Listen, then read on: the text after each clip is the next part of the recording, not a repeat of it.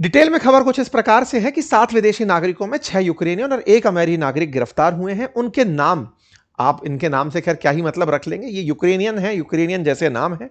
लेकिन इनमें से जो अमेरिकी नागरिक है ना, उसके ऊपर सबका नजर है, जिसका नाम मैथ्यू एरान वैन डाइक है।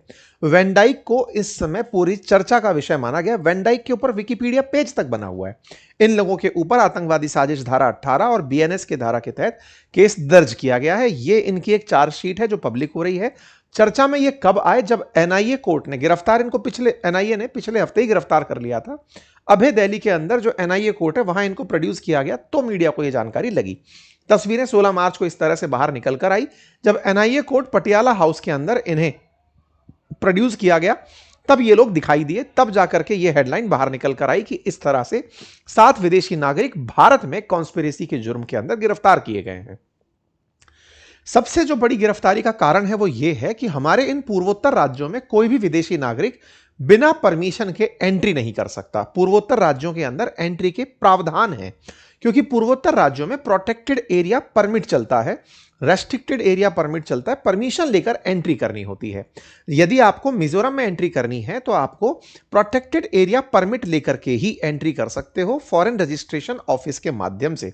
ऐसे ही सिक्किम में अगर आपको जाना है तो रजिस्ट्रेक्टेड एरिया परमिट और प्रोटेक्टेड एरिया परमिट लेकर जाना होता है। कई जगह बहुत से जो विदेशी नागरिक हैं उनकी एंट्री प्रतिबंधित है। पाकिस्तान, चाइना, अफगानिस्तान, बांग्लादेश, इनको कंप्लीट बैन है।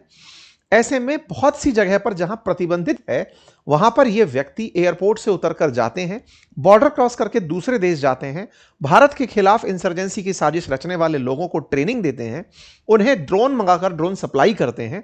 ये सारी एक्टिविटीज एनआईए को पता चलती हैं। एनआईए इन्हीं के तहत इन्हें मुखबिरी के आधार पर गिरफ्तार करती है और गिरफ्तार करके कोर्ट के सामने प्रोड्यूस करती है। फिलहाल इनके मिले हुए जो मोबाइल फोन हैं उन्हें जो हमारी सर्ट इन एजेंसी है, जो कि इंटरनेट की दुनिया के अंदर सबके लिंक्स पता लगाती है, उसको डेटा एक्सट्रैक्शन के लिए दिया गया है। यह खबर अमेरिका के अंदर भी चर्चा का विषय बनती है और दुनिया भर के अंदर बड़ी खबर बन जाती है। इस बड़ी खबर में यह व्यक्ति जो वाइडेन है, यह सबसे बड़ी चर्चा का विषय बनता है। वाइडेन चर्चा का विषय क्यों बनता है? क्योंकि यह पहले ही काफी ज्यादा विवादित रह चुका है। ये बाल्टीमोरा, मैरीलैंड में जन्मा है। जॉर्ज टाउन यूनिवर्सिटी से सिक्योरिटी स्टडीज के अंदर यह व्यक्ति मास्टर्स की पढ़ाई कर चुका है। इसका अधिकांश जीवन दुनिया भर के अंदर अलग अलग जगहों पर युद्ध के अंदर ही जाकर बिताया गया है। इसने 2011 में लीबिया के अंदर जो गद्दाफी के खिलाफ जंग हो रही थी उसमें भी पार्टिसिपेट किया था। इसे युद्ध के दौरान पकड़ा गया था। वहां पर कुख्यात अबू सलीम जेल में 5 महीने से ज्यादा समय तक यह युद्ध बंदी के रूप में बिताया था। ये युद्ध के अंदर इसकी तस्वीरें हैं। सवाल बनता है कि ये कहां से पता चली? इसने खुद ही अपने ट्विटर हैंडल पर रिहा होने के बाद डाली थी। 2026 को इसने बाकायदा एनिवर्सरी मनाई, 15वीं एनिवर्सरी लीबियन रेवोल्यूशन की, और उसकी तस्वीरें साझा करते हुए कहा कि देखिए मैं कुछ इस तरह से था, मैं इस तरह से लीबिया के अंदर गया था। लीबिया में तानाशाह गद्दाफी का शासन था, ये उसको हटाने के लिए जो लोग सक्रिय थे उनकी सहायता कर रहा था। जो भी एक्सपीरियंसेस इसके होते हैं उन्हें ये लिखता है और उनको लिख करके डॉक्यूमेंट्री बनाने के लिए ये फिल्म निर्माताओं को अपना कंटेंट देता है कि देखो मैं फील करके आया हूं वहां क्या है। तो एक तरह का ऑन ग्राउंड रिपोर्टर खुद को बताता है। असल मायने में ये खुद की किताबों में लिखे अनुभव को फिल्मों में फिल्माता है और उन्हीं फिल्मों को फिर बेस्ट सेलर अवार्ड भी मिलते हैं, ऐसी भी जानकारी निकल कर आती है। जानकारी ये भी है कि ये एक सन्स ऑफ लिबर्टी इंटरनेशनल नाम की संस्था चलाता है, जिसमें ये लीबिया के बाद सीरिया और इराक का रुख करके उन क्षेत्रों में जहां अमेरिका विरोधी या फिर ये तानाशाही जिसे कहता है, तानाशाही प्रकार की सरकारें चल रही होती हैं, वहां पर ये सत्ता के खिलाफ लोगों को प्रशिक्षण देता है, ट्रेनिंग देता है और उनको सुविधाएं मुहैया कराता है। और इसके लिए ये सन्स ऑफ लिबर्टी इंटरनेशनल नाम की, सोली नाम की संस्था चलाता है। इसकी जानकारी में मैथ्यू वैन डाइक कहता है कि ये पूरा कारनामा मैंने पूरी दुनिया में इस तरह की सरकारें जो दमनकारी हैं उनको हटाने के लिए खुद मैंने हथियार उठा लिए हैं। जहां जहां जरूरत होती है वहां मैं पहुंचता हूं, वहां लोगों को ट्रेनिंग देता हूं, वेपन देता हूं। इसके मिशन में वेनेजुएला का नाम भी शामिल हुआ था। और ये कोइंसिडेंस है कि जहां जहां सीआईए कार्रवाई कर रही होती है वहां ये व्यक्ति देखा जाता है। इसीलिए बहुत बार वैन डाइक को सीआईए का एजेंट माना जाता है। जब इससे पूछा जाता है तो ये कहता है कि मैं सीआईए एजेंट नहीं हूं, मैंने परीक्षा दी थी लेकिन मेरा इंटरव्यू अटक गया था, मैं लाई डिटेक्टर टेस्ट में पकड़ा चला गया था, इसलिए मैं शामिल नहीं हो पाया। खैर, कोइंसिडेंस ही है कि एक अमेरिकी नागरिक जो अमेरिका से बाहर दुनिया भर के देशों में, जिन जिन देशों को अमेरिका नहीं चाहता, उन देशों के अंदर सत्ता परिवर्तन करने वाले गुटों में शामिल होता, या सत्ता को चैलेंज करने वाले गुटों के अंदर यह व्यक्ति शामिल होता देखा गया है। और ये इसी प्रकार की गतिविधियों के लिए फंड भी रेज करता है कि मुझे इन कामों के लिए सपोर्ट करें।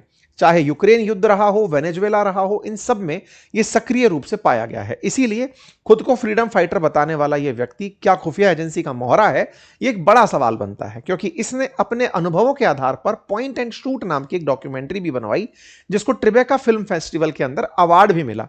कई आलोचकों का मानना है कि यह पत्रकारिता दिखा करके युद्ध भड़काने का काम करता है और CIA के माध्यम से उन कामों को एग्जीक्यूट करता है। इसकी ये तस्वीरें इस बात की बयानगी हैं कि ये हथियारों के साथ दुनिया के कई देशों के अंदर ट्रैवल करता हुआ पाया गया। बाकायदा विकिपीडिया पर मैथ्यू वैन डाइक की डिटेलिंग है, साथ ही साथ इसके सोशल मीडिया पर भी काफी ज्यादा फैन फॉलोइंग है।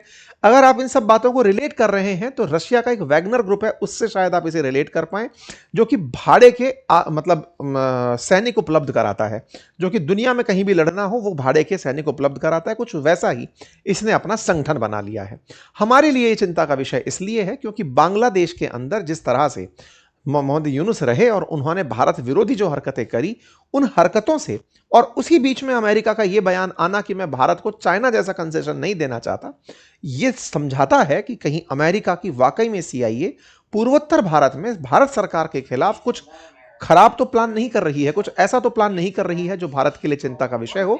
यह चर्चा अब अंतर्राष्ट्रीय स्तर पर हो रही है। कुछ का तो यह भी कहना शुरू हो गया है कि भारत को वैन डाइक को तभी छोड़ना चाहिए जब निखिल गुप्ता को अमेरिका छोड़े, क्योंकि अमेरिका अपने नागरिक के लिए भारत सरकार पर दबाव बनाएगा। देखना होगा कि NIA के इन्वेस्टिगेशन में आगे क्या निकल कर आता है और सरकार उसे आगे कैसे लीड करती है। जहां तक बात हो यूक्रेन की, तो यूक्रेन ने बाकायदा अपने नागरिकों के रिलीज करने की मांग अभी से शुरू कर दी है, और उन्होंने जिस आधार पर मांग की है ये तो जांचने वाला विषय है। लेकिन अगर कोई देश के कानूनों का उल्लंघन करके दूसरे देश में जाकर भारत विरोधी हरकत कर रहा है और यूक्रेन उनकी रिहाई की मांग कर रहा है, तो ये अपने आप में उसका भी एक दुस्साहस कंसीडर किया जाएगा। इंटरनेशनली भारत सरकार इस विषय को कैसे लेकर चलती है, ये देखने का विषय होगा।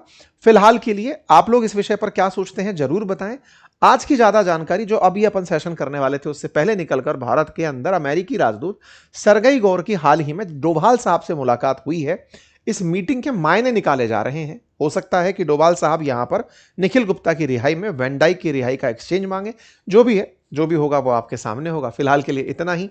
बाकी हां, देश के अंदर देश विरोधी तत्व सक्रिय हों, इसके लिए गोरी चमड़ी के आए हुए ये जो बाहरी तत्व हैं, यहां नस्लीय हिंसा की बात नहीं, लेकिन यहां पर रंग की सुप्रीमेसी की है, क्योंकि ये लोग भारत को विदेशों में इसी प्रकार से हीनियस तरीके से ट्रीट करते हैं। अगर ये देश को तोड़ने के बारे में सपने देखते हैं तो ये समझने की आवश्यकता है कि हमें कितना सतर्क रहना होगा। किसी के भड़कावे में आने से बचना होगा।